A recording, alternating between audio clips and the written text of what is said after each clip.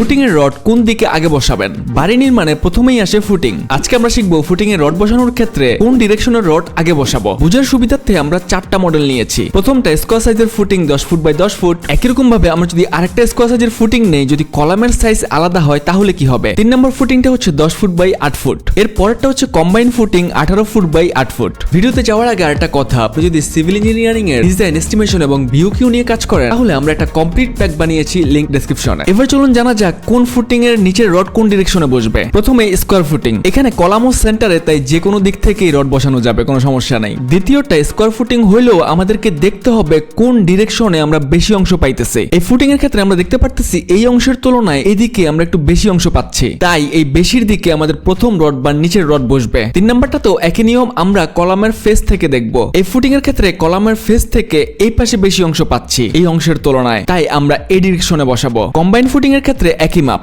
যেহেতু এদিকে অংশ বেশি আমরা এখানেও রড এভাবেই বসাবো। তবে কম্বাইন ফুটিং যেখানে আসবে সেখানে কিন্তু টপেও রড বসবে, কারণ এখানে নেগেটিভ মোমেন্ট থাকবে। টপের ক্ষেত্রেও আমরা এই একই দিকে প্রথম রডটা বসাবো। আশা করি আপনারা ক্লিয়ার। কলামের ফেস থেকে যেদিকে আমরা ডিস্টেন্স বেশি পাচ্ছি সেদিকেই আমরা নিচের রডটা বসাবো। ছাদের ক্ষেত্রে আবার উল্টা, ছাদের ক্ষেত্রে শর্ট ডিরেকশনে আমরা নিচের রড বসাই। ওকে, আমাদের সিভিল কালেকশন প্যাকটা সংগ্রহে রাখতে ডেসক্রিপশন চেক করুন। Thanks for watching.